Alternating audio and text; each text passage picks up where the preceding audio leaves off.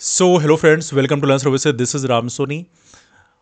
Election के चलते UPSC ने भी अपने प्रीलिम्स एग्जाम को पोस्टपोन कर दिया है। आप देख सकते हैं नोटिफिकेशन के माध्यम से जानकारी दी गई है।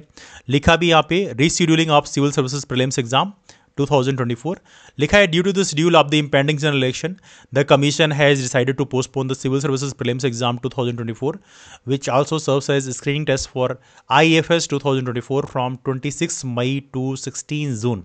मतलब नई डेट हो गई है 16 जून, तो 16 जून को अब आपका एग्जाम कराया जाएगा। तो ये इन्फॉर्मेशन यूपीएससी ने अपने नोटिफिकेशन के माध्यम से प्रॉपर तरीके से जारी कर दिया है। आपको ज़्यादा टाइम तो नहीं मिलेगा, लेकिन डेफिनेटली यहाँ पे तकरीबन हम कह सकते हैं 20 दिन का आपको एक्स्ट्रा टाइम मिलेगा। तो उसके लिए आप सभी लोगों को ऑल द बेस्ट 26 जून के इस एग्जाम के लिए। हमारे कुछ फ्रेंड्स कह रहे थे कि यूपीएससी ने तो पोस्टपोन कर दिया, क्या एमपीपीएससी वाले भी पोस्टपोन करेंगे? देखो, पोस्टपोन तो करना ही पड़ेगा, कोई ऑप्शन नहीं है ना।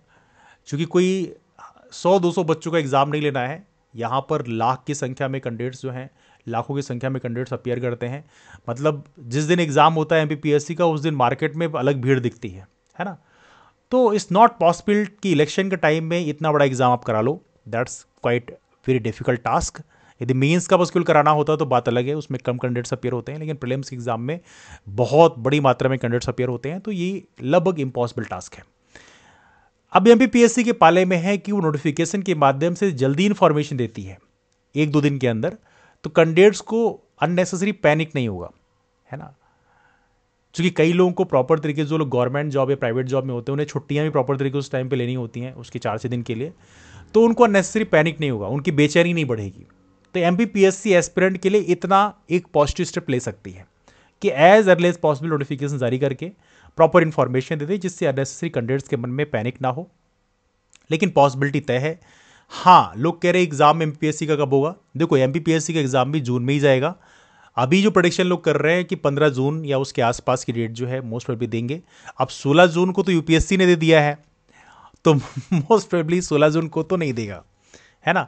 उसके बाद जो अगला वीक है उसी में मोस्ट प्रोबेबली दिया जाएगा, बिकॉज एमपीपीएससी बिल्कुल नहीं चाहेगा कि यूपीएससी से अपनी डेट जो है वो मैच कर ले। लेट्स सी कि एमपीपीएससी कब की डेट डिक्लेयर करती है। Let's hope for the best. I hope so कि एमपीपीएससी के जो ऑफिसर्स हैं वो as early as possible decision लेंगे और नोटिफिकेशन के माध्यम से हमें जानकारी देंगे। तो ये तो रहा हमारा रीशेड्यूलिंग एग्जाम के बारे में।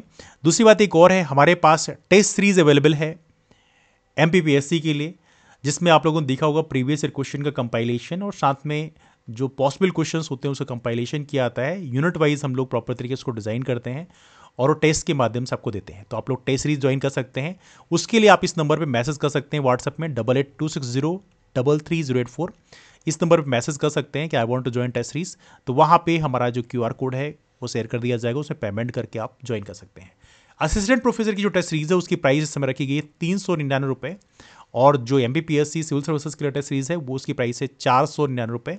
इतने में आप टेस्ट सीरीज को ज्वाइन कर सकते हैं।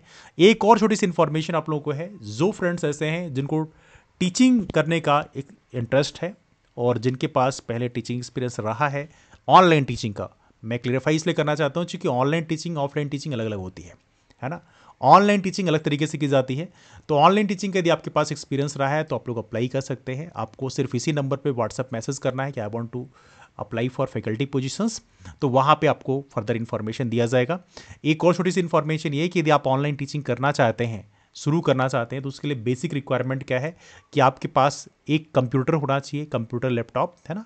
तो कंप्यूटर के लिए बेसिक कंडीशन है कि ये i5 जनरेशन से कम का नहीं होना चाहिए। i5 में क्या होता है कि जो OBS सॉफ्टवेयर होता है जिसमें ऑनलाइन टीचिंग हम लोग लाइव क्लासेस लेते हैं, तो उसके लिए OBS सपोर्ट करता है।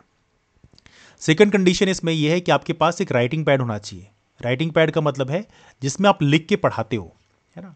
जैसे आप राइटिंग पैड ही कहते हैं बेसिकली, टैब, पेन टैब भी कहते हैं ना। और तीसरा आपके पास माइक होना चाहिए। माइक आमतौर पे अब तो बड़े अच्छे से माइक मार्केट में आ गए हैं, लेकिन एक अननेसेसरी साउंड को फिल्टर करने वाला एक बोया माइक आता है, आप बोया माइक को ले सकते हैं। आपके पास ये होना चाहिए, तो इससे साउंड फिल्टर हो जाता है।